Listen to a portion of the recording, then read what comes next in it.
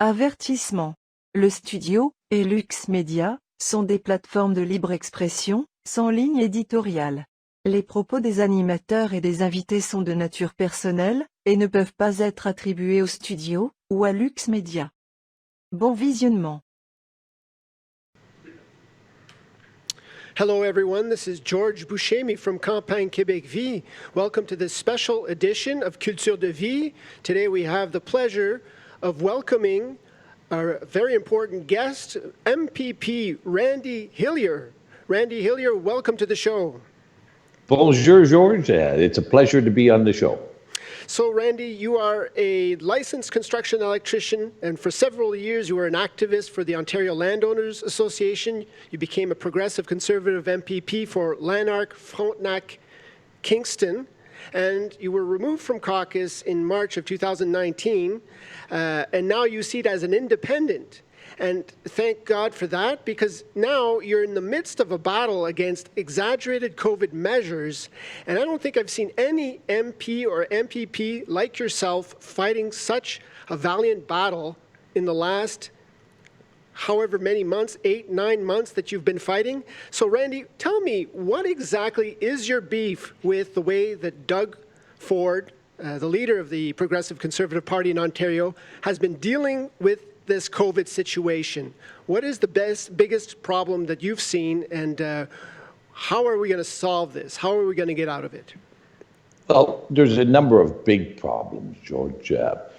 Everything from the diminishing and absolutely castrating our democracy and vesting all powers into the Premier and his special COVID command table. That's one thing. And you mentioned the word exaggeration with COVID, and I think that's a good word to utilize. There's also a complete failure to recognize that the evidence today, 8 months later, is far different than the predictions and the models that were told to us, and that generated so much fear and actual terror within people, and that the government and our public health bureaucracies are continuing to cultivate fear and terror in the population when the evidence is quite to the contrary. And no bigger place has that been apparent than what has happened in our long-term care homes in Ontario, and indeed throughout the Western world. Long-term care and our policies about COVID with long-term care are clearly led to the accelerated death and the early death of many people. I've heard that the median age for death by COVID in the West in general, for example, in Sweden, it's 84. In Canada, it's around 80 as well. So we know that many of the victims of COVID-19 are the elderly. Now, has it been the case because the disease just targets the elderly, or is it some kind of mismanagement in your opinion? Well, I think there's two significant factors. It is age, but it's also been how we responded to it. And, when I go through all the information that we know today, unlike what we knew back in March, when you go back and look at the facts, I'm left with this, that we should answer and we should be asking two questions. Did those government policies lead to the early death of thousands of people? And my follow-up question that I think needs to be asked as well, when you look at the facts, is do these actions of our government constitute criminal negligence that led to the early death of thousands of people? Those are the two questions I think that are fundamental and that need to be investigated and examined. Ontario, I hear there are, or there is a commission of inquiry, some kind of inquiry going on that's supposed to be at arm's length with the government that's supposed to be independent. What kind of policies will they be looking at that might have caused the deaths or precipitated the deaths of our elderly during this time of COVID? What kind of policies were they that were not the right thing to apply? Well, unfortunately for the public, but fortunately for the government, they have not gone the route of a public inquiry. They have gone with a hand-picked set of friends as an expert panel to investigate this. But I think it's important first to understand the context leading up to March with COVID in Ontario. And here in Ontario, our hospital system had, for the last decade or more, had been called hallway healthcare. Our hospitals were operating at over 100% capacity in most cases, and people were being treated and cared for in hallways. And that has been a long-standing problem in Ontario. But further to that, we also had a very similar problem in context in our long-term care homes. And indeed, the average wait time over the last decade in Ontario to get a bed in a long-term care home was a 2-year wait. People needing assisted living, needing to live in a long-term care facility, were waiting up to 2 years. So that's the context when COVID arrived. And the government needed to do things to deal with this expected surge, this huge surge that was projected to happen. But when we look at what they did, and when you look at all the things that we did, one is left to ask those questions. And I'll give you a couple of examples of just the facts, okay? So starting at approximately March 13th, the Ontario government transferred 1,000 people out of our hospital systems and placed them into an already overcrowded long-term care facilities. And these are people who were in hospital because they were sick, but there was no space in long-term care. But we moved them in there regardless. At the same time, we placed all these people generally in private long-term care homes because the government allowed the publicly owned long-term care homes to actually diminish their resident load. So that's the first fact. The second fact, and this is documented, we have the memos. Many hospital executives communicated to their long-term care homes in their areas that if any resident was exhibiting symptoms of COVID, they would not be allowed to be admitted into the hospitals, okay?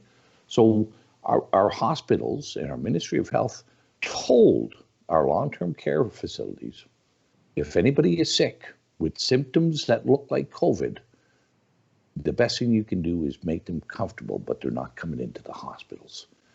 Those two things on their own led to tragic results.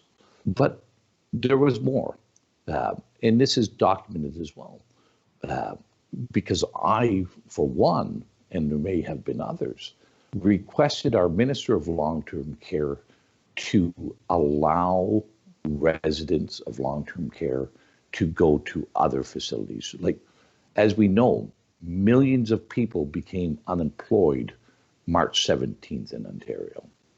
And they then now had the capacity to care for the elderly loved ones in their own home because they were unemployed. I asked the Minister of Long-Term Care, allow that to happen, allow families to take elderly loved ones out of long-term care, diminish the resident load, diminish the need for additional resources, and protect them that way. They refused that. So there's 3 strikes right on its face that helped contribute to the tragedy in our long-term care homes. And there's more. To the first faux pas or quasi-criminal negligence involved in sending sick people out of the hospitals into elderly care homes. Now, there's what we call nosocomial infections. So nosocomial infections are infections that people catch while at the hospital. And so these people not only might have had all sorts of infections from the hospital from staying there, they had their own illnesses, and then they were sent to old age homes as a matter of policy throughout Ontario. That's correct. So that's kind of a ticking time bomb, or I don't want to be hyperbolic, but it's almost like sending a chemical or viral attack to all the old age homes throughout the province. This reminds me a lot of what happened in New York State. So there's that element. The other one is that once old people were deemed sick at the old age home, they were no longer allowed to go to the hospital, and so therefore they were given a kind of palliative care / euthanasia. Is that right? Yeah, that's what we've seen happen. And I, and let's keep in mind that these were very crowded, overcrowded, and cramped, confined conditions that these sick people were being sent to long-term care. And we knew and we know it's a respiratory virus, and you're confining people in close quarters with a known respiratory virus running rampant. And I'll throw this other added element into the conversation as well. The people at the COVID command table who were making these decisions, two of them was the Deputy Minister of Health. The other was the Deputy Minister of Long-Term Care, as well as the Ministers of Long-Term Care and Health. So they would have known, or they ought to have known. I can't believe anything else, because they're long-time bureaucrats and ministers. They ought to have known that this would have caused rampant problems. The level of risk they were introducing into our long-term care homes to save our hospitals, apparently, was, I think it was a risk that ended up terribly for many thousands of people. Mr. Hillier, in Quebec, there was a problem of panic in understaffing. For example, in certain residences where scores of people died in the month of March, what happened is that if one person was diagnosed with COVID, then the workers would panic, would become frightened, and would just plain old not show up to work. Now, did the same phenomenon happen where up to maybe 70% absentee rate might have contributed to severe neglect of the elderly, and then therefore death from other reasons than COVID, but just adding to the amount of deaths that we've observed in the spring? Yeah, I think it may have been a little greater in Quebec, but I'm not certain of that. But here's what we do know. The long-term care homes in Ontario have been chronically under-resourced. We've had, for many years, a problem getting enough people to work in long-term care. And that's been well known, well established for many years. So we know we have troubles getting staff, keeping staff, and having an appropriate number of staff in these long-term care homes. We then add an additional 1,000 sick people into the system. And we did have a number of people who refused to go to work. And that amplified the shortage of assistance and help and care in our long-term care homes. And We also know this because, and again, I have emails directly from directors of care and long-term care and others. We had the homes, the long-term care homes, at least some of them, who refused to provide PPE, even though that they had inventory and stocks of PPE in their homes, they refused to provide it. And that just further amplified the panic, further amplified the cause and the justification for people not to go to work in long-term care. But there's one other really important factor here. The Ontario Medical Association, which is a group of all physicians in Ontario, they offered to establish physician-led assessment teams to provide help in our long-term care facilities in March. And the Ontario government did not utilize that offer. They did not find agreement.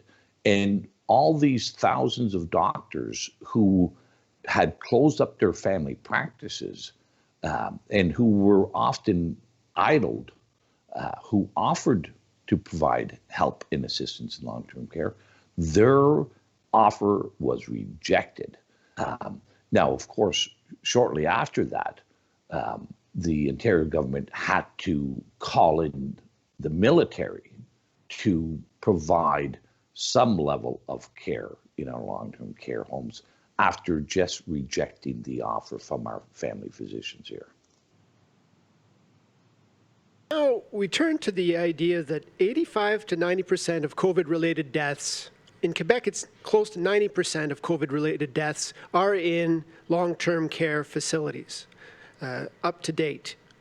And so now we turn to the broader question, how do we deal with this phenomenon going forward? Errors seem to have been made in how things were handled at the start, errors that border on criminal negligence, sending sick people into old age homes, not allowing aged people to go to hospitals that are virtually empty when they're sick, and so on and so forth. Now, going forward, how do you think Doug Ford and his government should proceed in dealing with this situation? Well, that's an interesting question because we also know one of the things that was a powerful element in the death of many people in long-term care was the confinement, the isolation, and the removal from any loved ones and their ability to provide support, to express and show affection. All this isolation and fear and terror was also a contributing factor.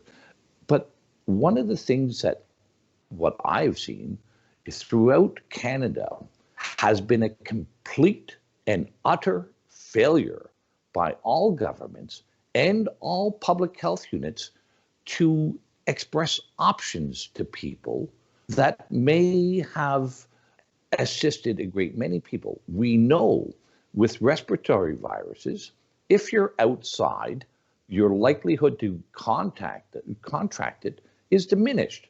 Instead, we told people to go inside in confined spaces. We know that being outdoors in fresh air and sunlight is actually good for you and helps mitigate, doesn't prevent, but it helps mitigate your likelihood of contracting a respiratory virus. We also know that no government explained or offered to people that there are things that you can do that will improve your immune system, that will improve your health and lessen the likelihood. And that is, in addition to getting fresh air and sunshine, is eating having a healthy diet, getting regular exercise.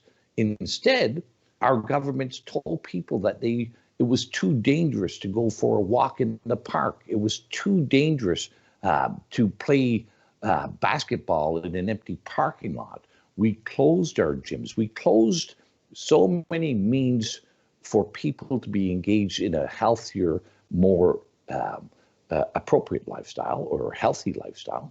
And instead, we told them to do the things that we know are going to cause further problems. And then there was the complete absence of any information about vitamin D, about zinc, the many other things that help boost or restore or maintain a good, robust immune system.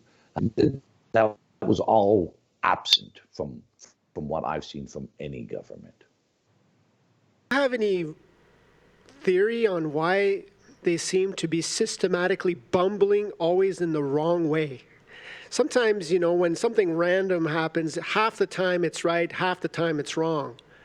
But this time it seems that they've made wrong decisions all the way down the line. Do you have any theory as to why they would be doing this? Why would they be confining us? Why would they be sending sick people into old age homes? Why would they not let doctors who volunteer join in the fight to help the elderly get better? All these questions. What's your theory on why this is all happening? Well, listen, I've been in government, I've been in politics, been in elected office for 14 years. But long before I got into elected office, I was involved in dealing with the bureaucracy. And anybody who puts their stock or their faith or their confidence in the bureaucracy to take care of them, look out. That's a recipe for a problem, okay? And that's, you know, the bureaucracy is good at some things. They're very good at some things, but don't put your health or your freedoms or your liberties in their hands. That is not their, that is not what they're known to promote or protect. So, you know, like if you want to administer a contract to pick up your garbage at the end of the road, okay, you go ahead and do that. They'll still have troubles, and they'll still muck it up, and it'll still cost you more. But to then expect them to take care of my health, not a bloody chance. So now we've heard lately, and I've heard you ask this during question period at the Queen's Park. They're planning on building or setting up these kind of confinement facilities. Now, what is all that about? And have you heard any, have they given you any answer as to what these confinement facilities are, how many people will be going there, and for how long this whole nightmarish situation will last? Well, as you're aware, I've asked those questions in the Ontario Parliament. The government refused to even acknowledge the question, let alone respond to it. We do know this. The federal government has put out a request for expressions of interest to the private sector to operate, service, and maintain these confinement areas. And it's across from coast to coast, every province and every territory. Now, it's not a tender, it's an expression of interest. They're looking to see if the private sector can provide these services. I asked the provincial government, you know, where are these going to be located in Ontario? How many of them will there be? How many people will they be designed to confine? And they refused to answer those questions. The other question that I had for them, that again was refused, was in the request for expressions of interest, it provides wide latitude for, it's not just for COVID. It says these will be used for COVID and other related federal matters. That's a broad latitude. And I think it's important for us to understand, and it's absolutely fundamental for our governments to be transparent and to be accountable and tell us what it is that they're planning and why have they provided such wide latitude for the use of these facilities. Those are all legitimate questions. I think it's must be answered. Have the government come out and say just what these facilities are to be utilized for, where they're going to be located, how many people will be confined in these facilities. Because right now we're being, well, you know, there's an old saying about mushrooms being kept in the dark and fed, you know what, and that's how they're treating the public in Canada, in all our provinces, and that's how they're treating elected members as well. And so that brings us to the question, when you say we're kept in the dark, that brings us to the question of censorship. Now, lately, there's a prominent Quebec personality, Alexis Cossette-Trudel, who had 100,000 or more people subscribed to his YouTube, 100,000 or more to his Facebook, and he had been, in the last few months, just giving an alternate viewpoint on what was happening with the pandemic. And he has been banned both from Facebook and from YouTube. And so my question to you, Mr. Hillier, is do you have a concern for free speech in Canada? Are these places like camps, are they going to be putting dissidents in there and saying that these people who are saying dissident things about COVID, well, we want to silence them because they're a danger to health? Like, that's where I see this thing going. Do you see this possibility? If we don't act now, do you see this coming in the future as a possibility, however remote? Well, listen, I think anybody who doesn't see that as a potential or maybe even a probable is living in a different alternate universe. We know this. We know that provincial governments across the country have stomped on and trampled many of our fundamental freedoms and rights and responsibilities as established and that is enacted in our highest law, the Constitution and our Charter of Rights and Freedoms. We've been denied freedom of mobility. We've been denied freedom of assembly.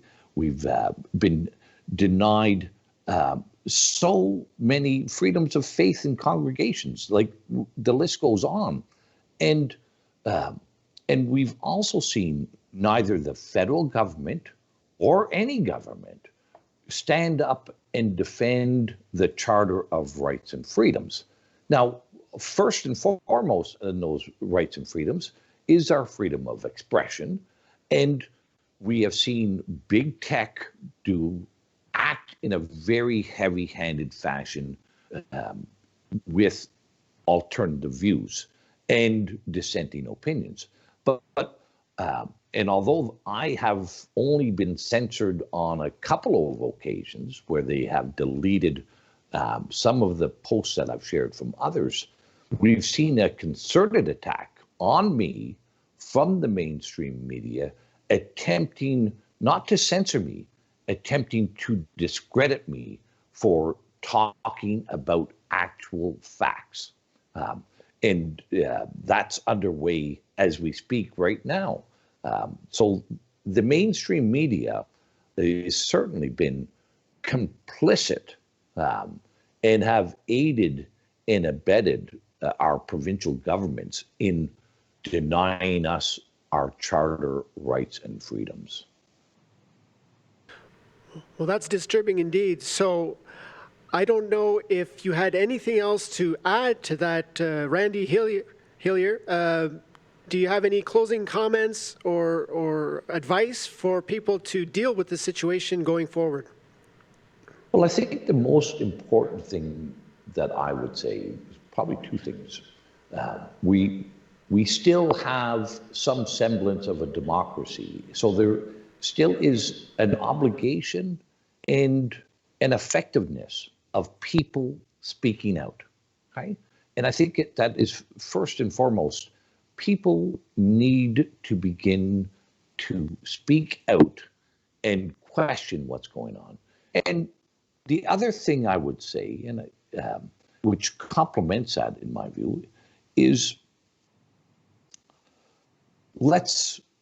we are being told, for the last 8 months, we have been told to buy this narrative from the government and the mainstream media, that this is the only truth, the story that they're telling us. And they've told us not to believe what we hear, not believe what we see, but to only believe their dogma. And, you know, as I walk the streets of Ottawa or Toronto or the hometown of Perth, and I'll say, you know, people are not dropping like flies. Indeed, you know, nobody sees the evidence of the pandemic. Our hospitals are underutilized and empty. Your time to go to the emergency room is much quicker today. The hospitals are not overwhelmed. You know, let's look at the evidence. Let's examine the evidence. Let's think critically.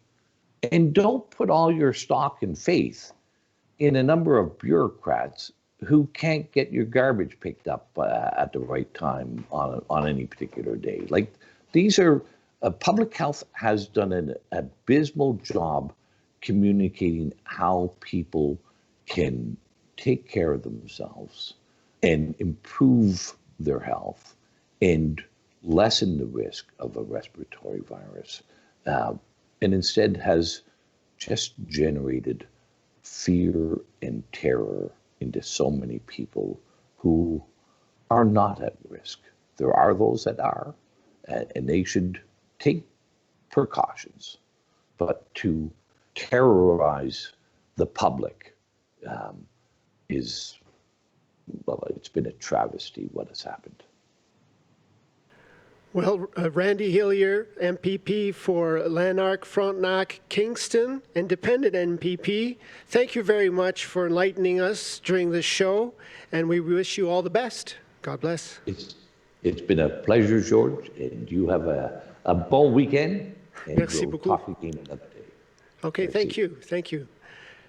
So stay tuned now, because we will be joined by Professor Denis Rancourt, researcher at the Ontario Civil Liberties Association, and we'll be discussing a few of the claims made by Randy Hillier about the hospitals being evacuated of its old people and these elderly being sent to the old age homes all around Ontario, and the same may likely have happened in Quebec.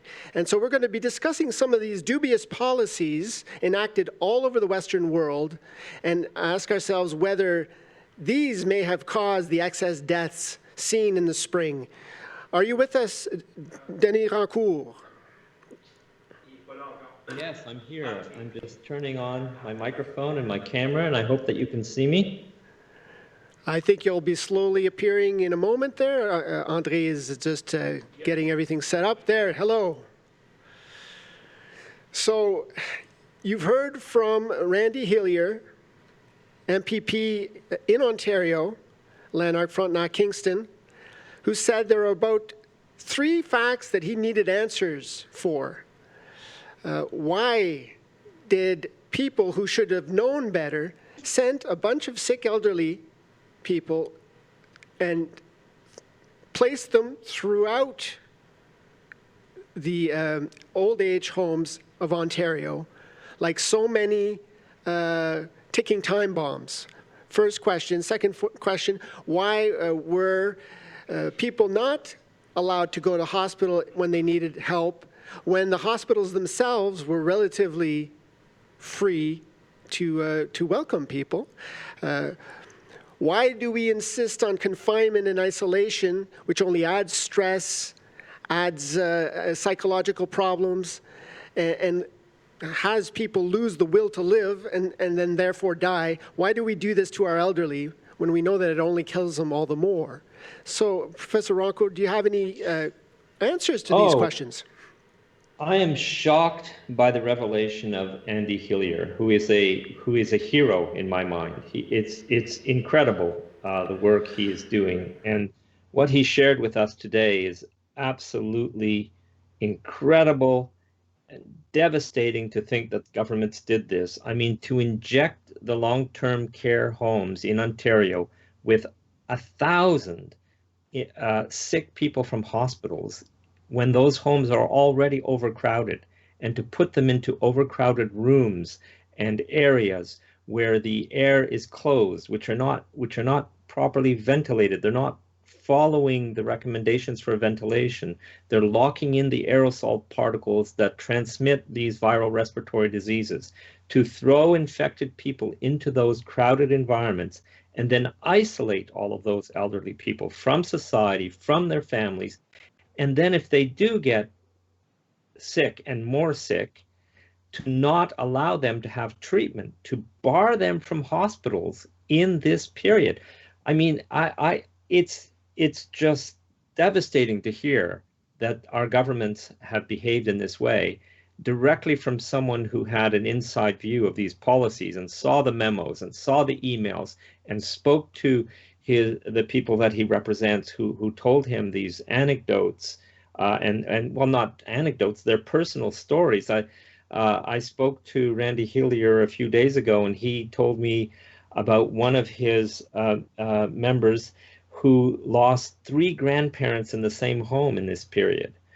So these are horrible human stories, but this is, it's hard for me not to see this as just raw criminal negligence, because the science is really well known that care homes are extremely volatile places in terms of sudden epidemics that cause death.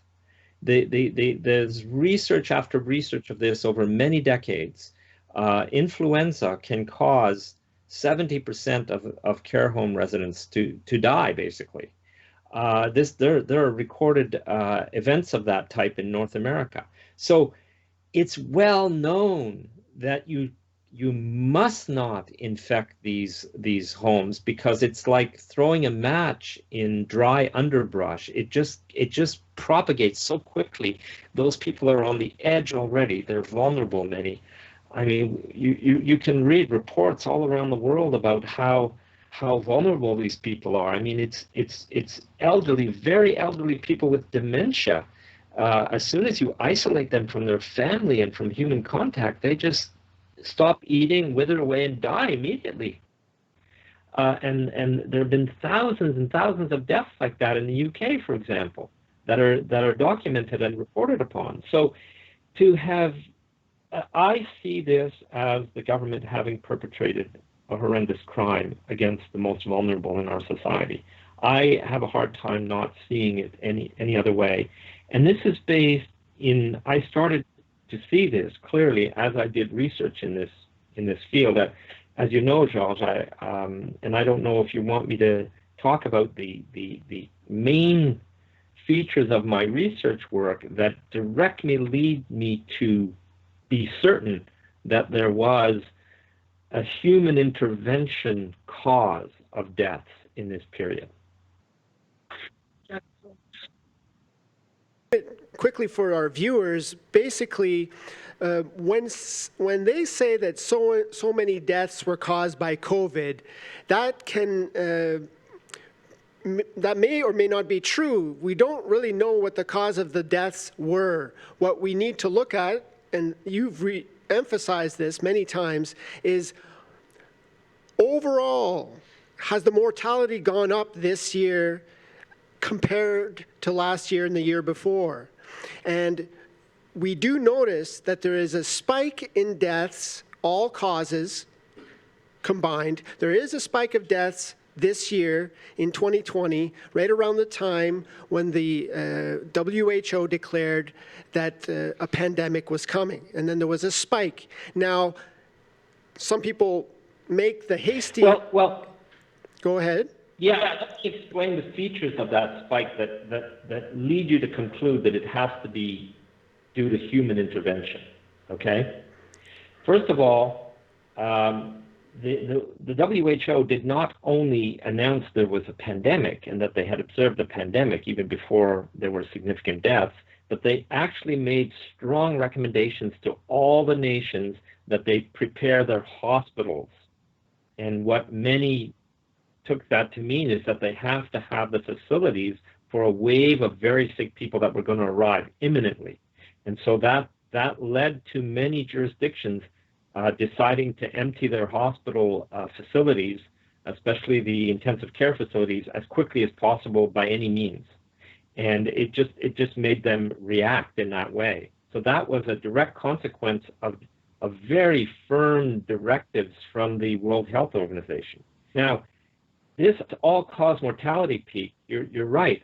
If you look at all-cause deaths, it is very seasonal. It's always much larger in the winter than in the summer. The winter burden peak rises, is typically represents 10% or more of total mortality in a year. So it's a very significant seasonal variation. But the thing is, it always happens at about the same time in about the same way, and it happens the same way everywhere that we measure it. In every European country, North American state or province, it's always about the same general feature.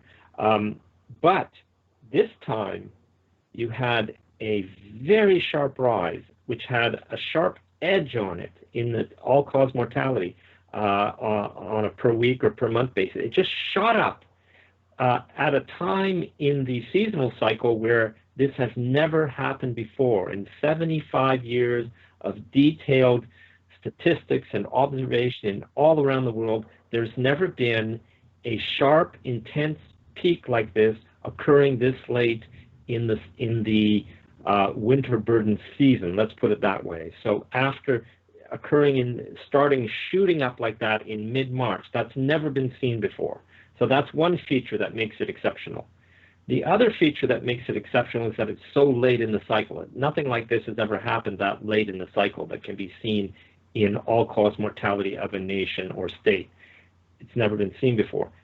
But the other very important feature of this all-cause mortality curve is that it is completely absent in many, many jurisdictions and varies greatly in intensity from one jurisdiction to another where it does occur. So, for example... sorry to interrupt. We do have a graph comparing Ontario, which is on the top in light gray, and there's Quebec in black below. And so we see the alternating peaks and valleys. The peaks are in the winter when more people die per week, and then in the summer, less people die per week. And right up till 2020, they're close to being mirror images of each other. Oh yeah, they're almost identical fingerprints of the same beast, if you like. The patterns are very, very close to being the same, and that pattern you will see for those same years. You will see that pattern across Europe, across all the U.S. states, across all the provinces. It's the same pattern everywhere. There's very little variation from place to place when it comes to this pattern of all-cause deaths. So that shows you that these viruses kick in and act in about the same way, and there's a great variety of these viruses that coexist with us and live in our bodies, and they kick in when they can be transmitted, which is the winter time. That's when the aerosol particles are stable in the relatively dry air. That's when transmission is very high, and that's how you get this pattern. But you see in that graph, I think you're looking at it now, that there is that very sharp rise, that sharp edge that occurs in mid-March. And it occurs both in Ontario and Quebec, but it's a much higher peak in Quebec than in Ontario. So it shows you that whereas all the other features in those two curves are virtually the same for the last many years, this particular feature can be dramatically different in intensity, one province beside the other. Okay? So to me, that says it's nothing like the usual behavior of a viral respiratory disease. And so that's what led me to look for and try to understand, look for evidence of and mechanisms of how you would have caused these deaths. And so what are the top potential candidates for these causes of death? Other than the virus, what caused these deaths? Now, we talked about how if you send ill people out of the hospitals into the old age homes, then there's going to be all sorts of contagious diseases spreading throughout these old age homes. That might have been a cause of death there. That's one. Are there any others? Or? Yeah, I think that's right. I would say that there, depending on how you want to divide the candidates, there are 2 or 3 candidates for what could have been the mechanisms. As far as I can see, as I research this more and more and talk to more and more people and look at more and more data, as you said, the very first one is you inject into places that are highly where everything can be transmitted easily because everyone's in close proximity in these large care home facilities, and where infections transmit easily by the nature of the institution. You inject into those homes people who you know are sick. They're coming from hospitals, going into those homes. So in a period where you say you have this highly virulent and highly transmissible viral respiratory disease, in that same period you're doing this injection precisely where people are most vulnerable to dying from this. You do that. 1,000 people in Ontario, thousands and thousands in the UK, and everywhere where this happened. Okay, so immediately this person comes into the home, probably sharing, in many of the places they would have been sharing rooms. They're in a space where the aerosol particles that they're breathing out and so on, if they're the source of the infection, are going to be in suspension in the air for a long, long time. Anyone passing by can breathe them in and so on. And they keep filling the air in the particular room where they're at. They keep filling the air and so on. So that's definitely one, and it's known from the scientific literature that this happens, that there are these. For example, there's a study that shows that if an elderly person in a care home has to go to the hospital for some ailment, when they come back and return to the care home, there's a high probability that they're bringing back a contagious disease that can be transmitted, and you see high levels of transmission after the person comes back. So there are scientific studies that demonstrate this. Any deputy minister should have known about the science of this and known that this was the opposite of what you can do. You're not ethically allowed to do this, yet they did it. So that's one mechanism for sure. Another mechanism is related to social isolation and psychological stress, which are known to be major factors about the extent to which you're going to suffer from a viral respiratory infection, okay, and whether or not you'll die. These are major factors. They're not small factors. And so there's a Professor Cohen in the US who's done his whole career as a research scientist demonstrating the importance of psychological stress and social isolation in healthy young people.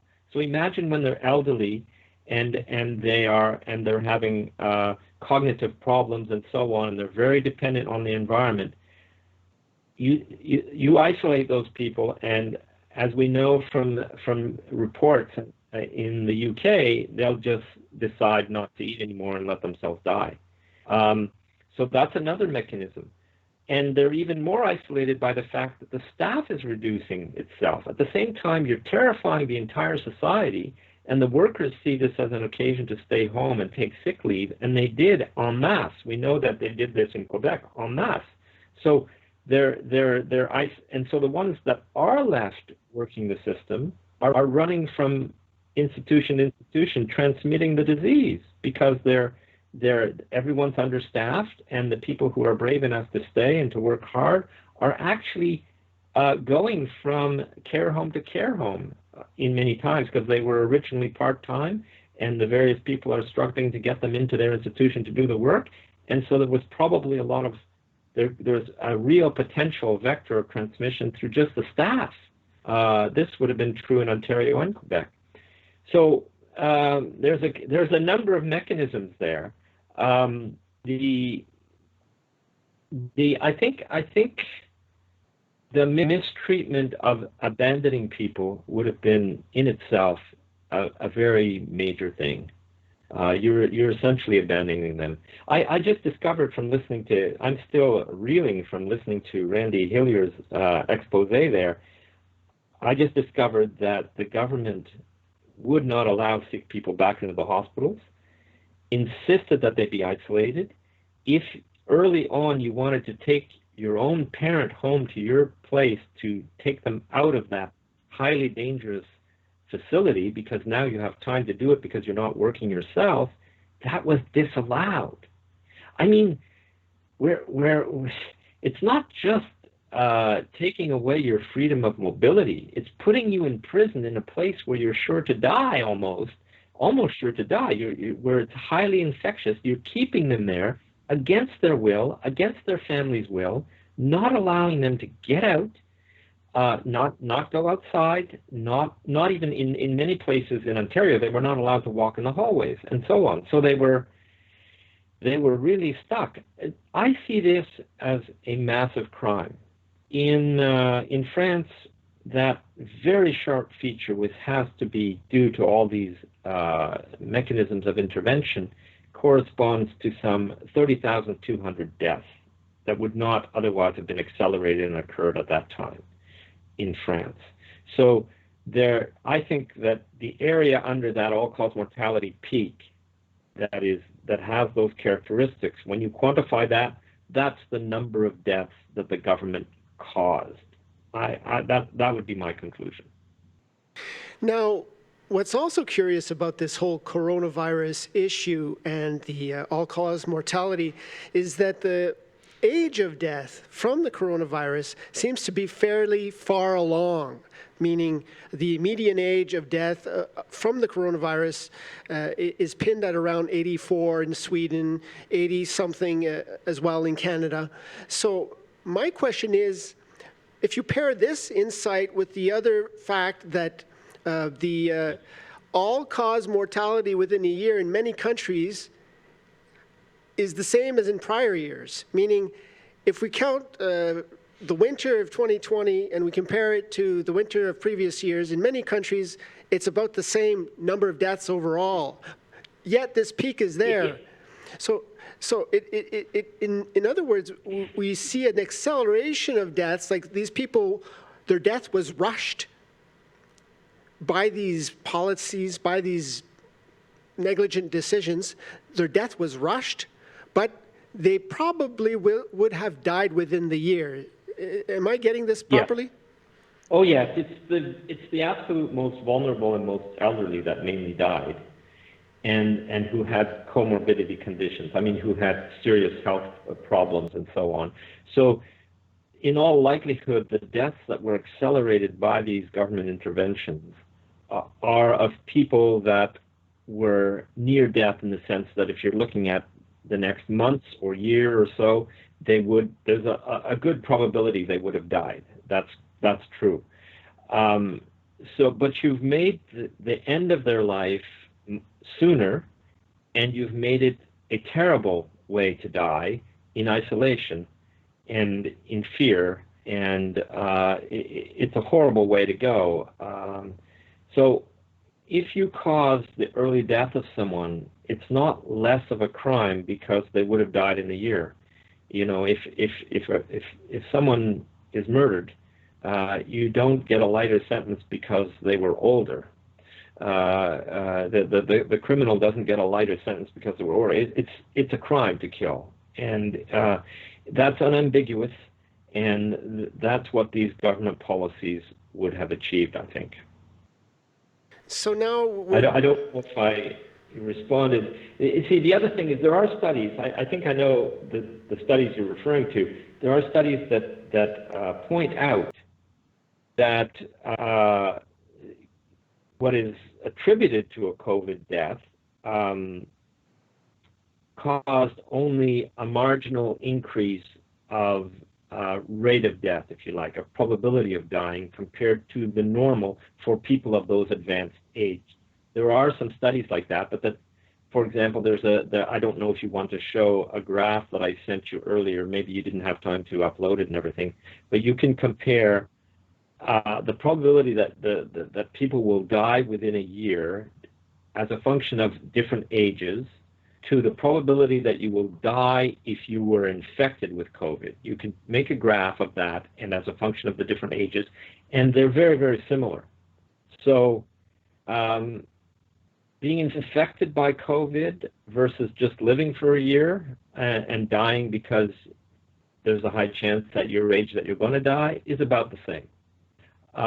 But even that study is somewhat skewed because their evaluation of whether or not you'll die from COVID is based on the deaths that were observed after March 11th in that very sharp peak, which I am arguing is due to the interventions. Okay, so they're estimating the mortality rate of COVID based on deaths that can clearly be connected to the government action. So in a sense, even those estimations are wrong. I mean, there's layers and layers of deception here, and scientists will often deceive without meaning to, just because of the methodology that they choose in writing their reports. The thing is, what I find unfortunate is that they may have, now this is our hypothesis or a possible hypothesis, meaning they've precipitated these deaths, they caused a spike through their various ill-advised policies, and now they attribute these deaths to COVID, and then with this attribution to COVID, they scare us into confinement, into censorship, into a new normal that nobody wants, all because this virus is supposedly deadly, when in fact what's deadly is their ill-advised policies. That's what was deadly. So you can't win. You can't win against their spin and their dishonesty. You can't win. If you say, look, here's the proof that the virus itself, if we acknowledge that there is this particular strain that's doing this, here's the proof that it's not very virulent.